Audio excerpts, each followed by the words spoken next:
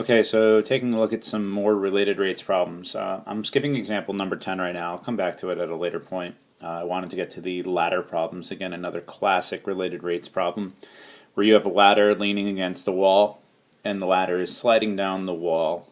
And there are a lot of questions that can be asked about this ladder.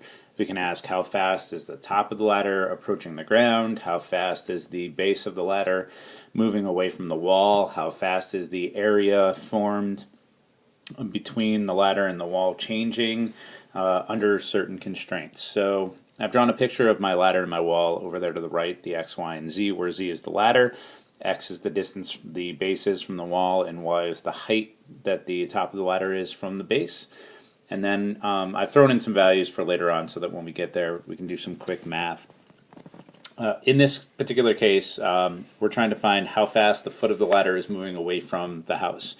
So I'm going to be looking at dx dt. And since those are length relationships and not area relationships, I know that the equation that I want to use is the Pythagorean theorem that x squared plus y squared has to equal z squared. I am given some information in this question. I know that the length of the ladder is 15.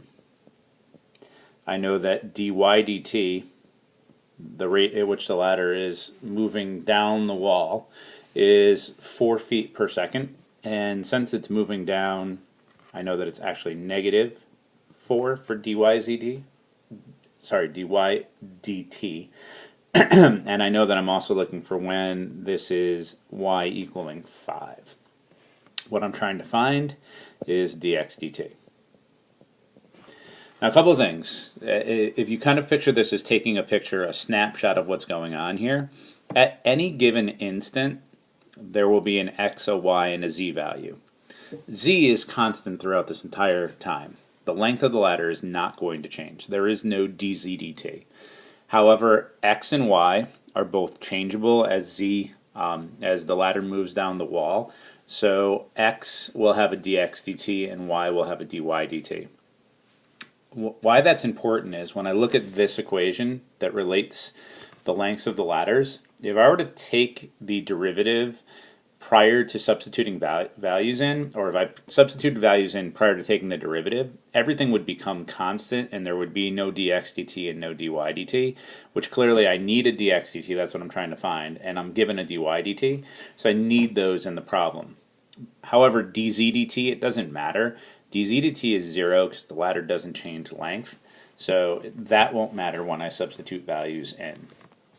So I know that x squared plus y squared is equal to 15 squared. And really it doesn't matter at that point even if I put the 15 in, because 2x dx dt plus 2y dy dt is going to equal 0. That's my related rates equation. The 2's will cancel out and I get that x dx dt is equal to the opposite of y dy dt, or that we're looking for dx dt, so dx dt is equal to the opposite of y dy dt all over x. So that means I need the values for y, dy dt, and x. And I know the value of dy dt. dy dt is negative 4.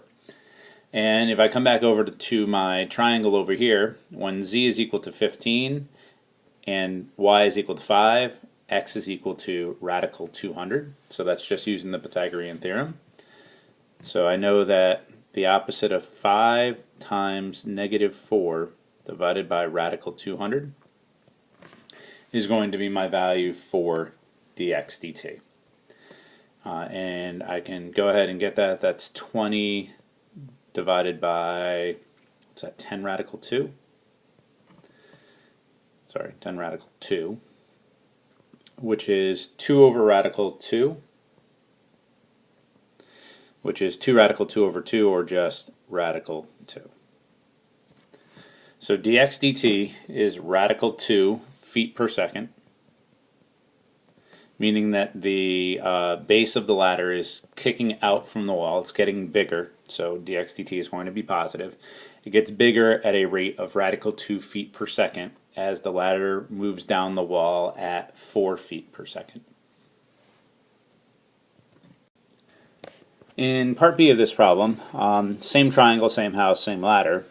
It says using the same conditions, determine the rate of the change of the area of the triangle, rounding your answer to the nearest tenth.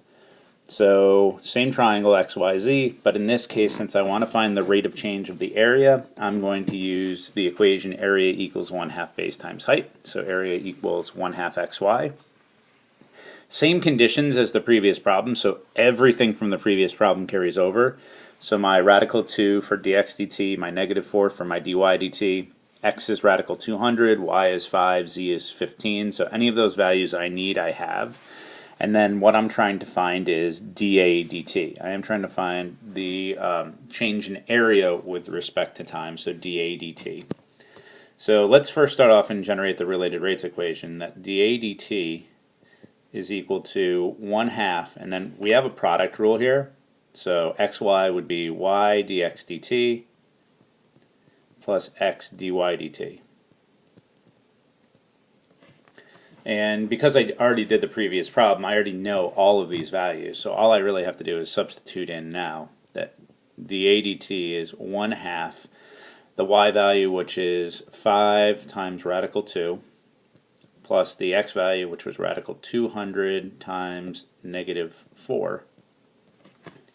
And go ahead and crunch that in your calculator. I actually found the exact value just because that's kind of how I roll. I got this as -35 radical 2 over 2 square feet per second, which I'll get gives you the decimal approximation of, oops, got it right, -24.7 square feet per second, meaning that as the top of the ladder travels down the wall, the area is shrinking at a rate of -24.7 square feet per second. So there is dA dt under all of the given constraints in this problem. Alright, in this cube problem, this one's pretty straightforward as well, because we know the volume of a cube is just the length of its side cubed, so we'll call it x cubed. We're given that dV dt is equal to 3, and we want to find dx dt when x is equal to 400. We get 400, by the way, because 0.4 meters is really equal to 400 millimeters. And since the rate of change is given in millimeters per hour, we're going to want to make sure that we have, cubic millimeters per hour. That should have been noted in the problem. Cubic millimeters per hour. We need our length in terms of millimeters also. So don't try to use the 0.4. You're going to get this problem wrong. But after that, it's pretty straightforward, because dV dt in the related rates equation is just 3x squared dx dt. We're solving for dx dt. We know dV dt is 3. So 3 is equal to 3x squared times dx dt, which is what we're trying to find. I should have substituted in there the 400. That'll give us our dx dt. So dx dt, the rate of change of the length of side as the volume is changing by 3 cubic millimeters per hour, is a very small value of 1 over 160,000 millimeters per hour. Which again, if you think about it, if the overall rate of change of volume is that small, 3 cubic millimeters per hour, then the lengths of the sides aren't changing by very much per hour either. So they're changing, but not by very much.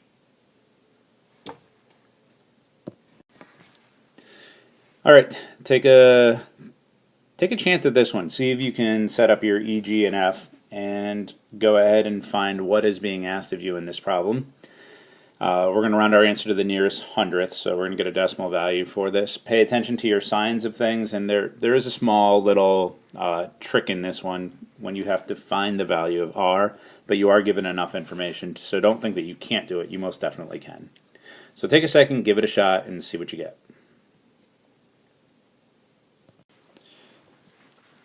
Alright, so the equation is the area of the circle equation, pi r squared. We are given dA dt at 6 when the area is 9, and we are asked to find dr dt. And if we're asked to find dr dt, knowing what the related rates equation is going to look like, dA dt is going to equal 2 pi r dr dt. So I'm given dA dt, I'm looking for dr dt. The only thing I seem to be missing here is r. Where am I going to get the r from? Because they don't tell me what r is. They don't outright tell you, but they do tell you that you're looking for when the area is 9, and there must have been a reason why that piece of information was given. So you know that the area of the circular region is 9. That's going to allow you to solve for r.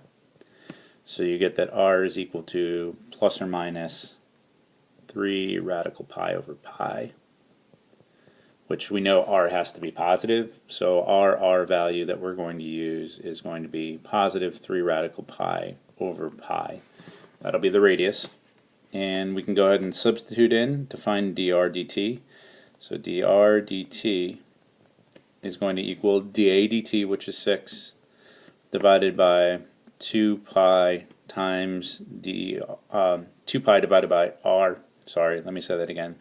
dr dt will equal dA dt divided by 2 pi r. So divided by 2 pi, and then r was 3 radical pi over pi. So those pi's cancel out. The 6's actually cancel out. 6 and 6. So dr dt is just 1 over radical pi, which is radical pi over pi. But we are rounding this answer to the nearest hundredth, so I get 0.56, and the units on this are miles per hour. This is a rate.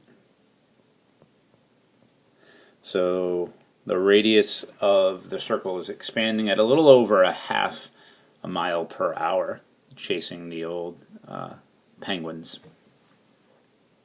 Alright, so that takes care of this set of problems. There's one more video for the remaining set. Hopefully you're starting to get a handle on related rates and you're becoming comfortable with them.